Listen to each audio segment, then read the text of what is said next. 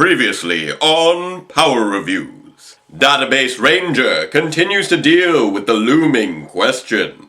Do I exist? The only way he knows how. He's going to pretend nothing ever happened. You got it. But new challenges are on the horizon. I gotta work on finding another job. Will he succeed? Find out next on Database Ranger's Power Reviews. Oh, greetings Ranger fans and welcome to Power Reviews. Don't mind me, I was just checking through the classifieds. Unfortunately, the only jobs I seem to be qualified for are knife salesman and Christmas elf. So, still working on that.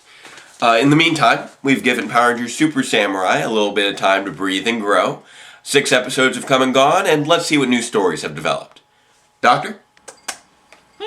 Please summarize, if you can, all the new developments that have occurred in episodes 2 through 7 of Power Rangers Super Samurai. The Nylok King character was revealed to go by the name of Serrator, and now works for Master Xandred. Oh, exciting! What else? The Rangers gained 3 new Zords, the Light Zord, the Shark Zord, and the Bull Zord. Gotta love new Zords. And what new story arcs have we had? They found a stray cat. That's it? Antonio developed a fear of fish. What? Which was corrected by eating sushi. Okay, let's just move on.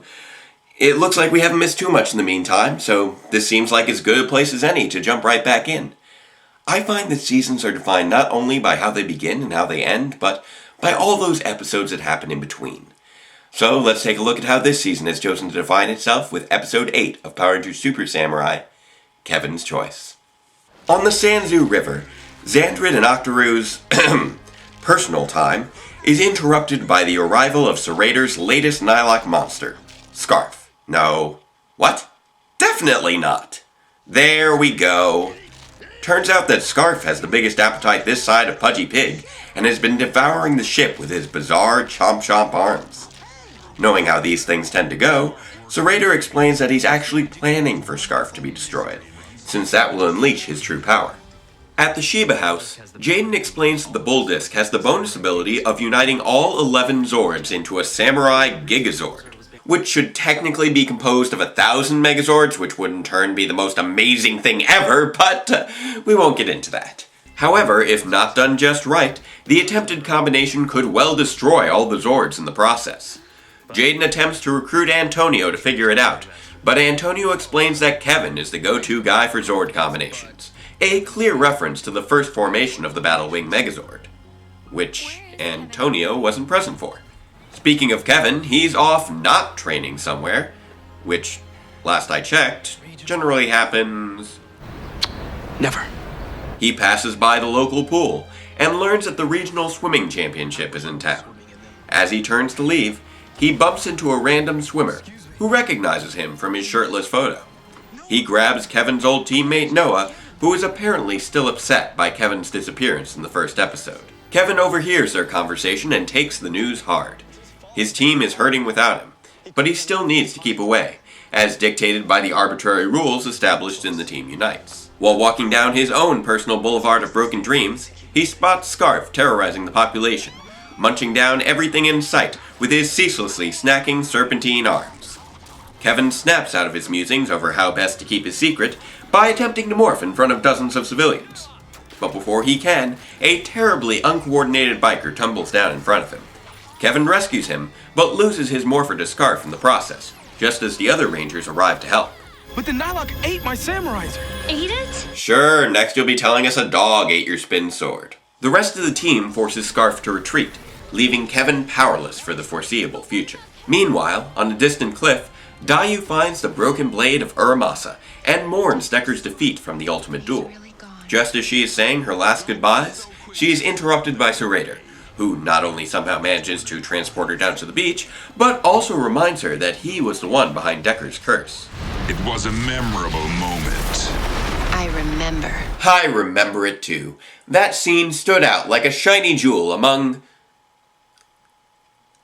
You know what, I'm not that good with metaphors. Serrator wants her to work for him. promising the repair of her harmonium in return. He also heavily implies that Decker survived his battle with the Red Ranger, and sends her into the woods to prove his honesty. I can't believe it. How is it that you're here? As it turns out, as a morally gray anti-villain with no clear allegiance, he was contractually obligated for the second season. Or, as Decker explains it, he survived because Uramasa took the damage for him. It looks like his curse can only be broken if the sword remains whole, which explains why he's been moping around in the woods all this time. But Dayu realizes that Sir Raider is capable of repairing Uramasa, as well as her harmonium, and suggests they both take up his offer. Because how could you not trust this face? Who do you trust? Me? I'm giving away free money. Without his powers, Kevin spends the evening stalking his former teammates, who are still hurting from their unexpected breakup. Disappeared on us without even a goodbye. I'm starting to get the impression they were more than just teammates. Also, this swim team has some ridiculously good publicity.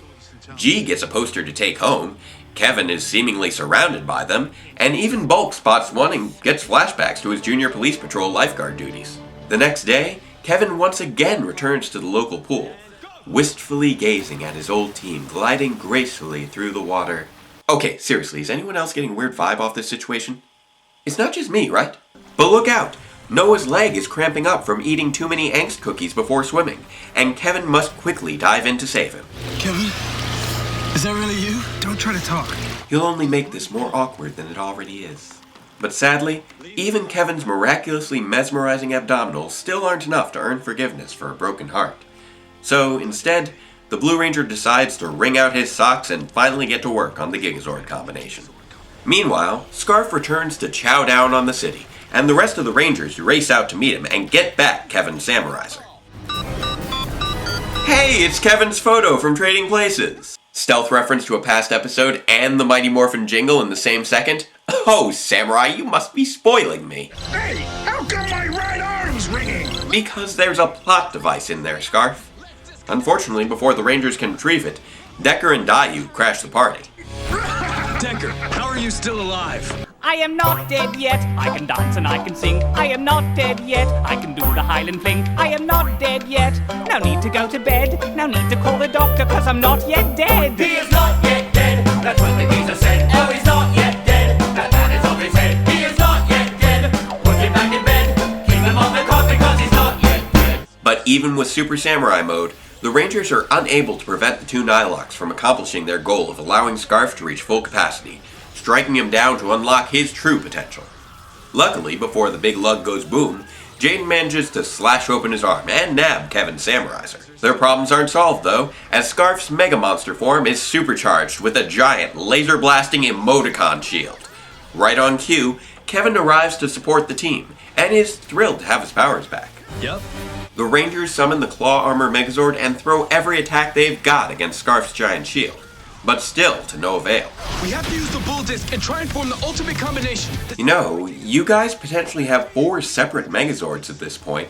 Last I checked, a single shield doesn't tend to do too well against multiple opponents. You probably don't need to risk the Zords if you're still not sure about this. And how do you accomplish a risky combination based on a sketchbook you've never seen? Guys? Wow, that's...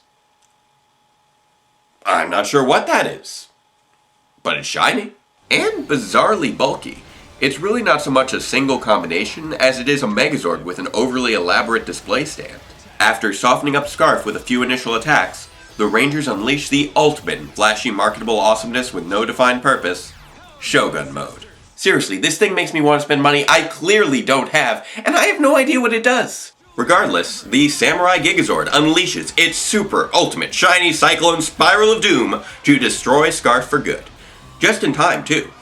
Kevin hurries to catch the swim meet and show his support for the team. But in eyeing Noah's masculine legs, he recognizes that his old friend is still hurting from the earlier cramp. I'll take it from here. Really? Just goes to show you, kids, saving a person's life isn't enough to earn their forgiveness. If you really want them to like you, just try stealing their spotlight instead. After the meet, Kevin returns to the Shiba house, where Jaden and G have been waiting up for him. So, can you guys forgive him for repeatedly disappearing without notice or explanation during a time when you had no means of contacting him? Yep. Good to know. And that's the end of our episode. So, what did I think of it? Well, believe it or not, this is actually a pretty solid example of where Super Samurai has improved over its predecessor. It's a character focus episode, but one that actually advances the plot and improves our understanding of the character. Many of the samurai focus episodes either focused on character traits that barely existed outside of that episode, or tried to enforce morals that didn't remotely mesh with their plots.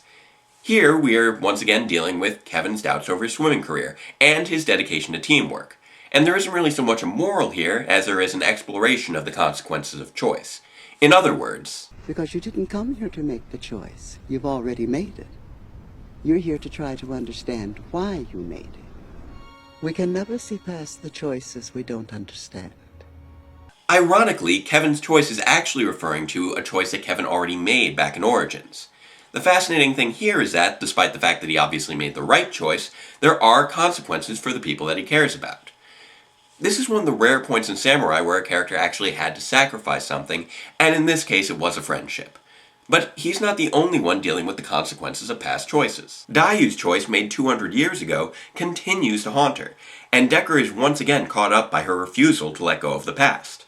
In fact, you could say that one of the core themes of the Samurai Super Samurai story is that we are all subject to the winds of fate, but the choices we make dictate the lives we lead. Now, is this a great episode? No. There are still logic issues like why Kevin's dad didn't provide a cover story for his son leaving the swim meet, and continuity hiccups like why Serrator keeps saying, "Oh, I created that sword," when we already know that it was originally a gift from Dayu. And of course, the continued isolation of Bulk and Spike from the rest of the story. But it does work as an average, middle-of-the-road episode of Power Rangers. And I will admit that the quieter, more introspective, self-doubting depiction of Kevin is a much better fit for the character than the rather doofy samurai junkie that we're used to seeing. More episodes showing this side of the character would have probably been a better fit for the actor as well, and provided a better character balance to the team dynamics. By, having a character that doesn't talk. Now, if you'll excuse me, I do need to get back to my job search, but definitely make sure to join us next week when we'll have a special holiday treat for you all. Until then, farewell Ranger fans, and let the power protect you.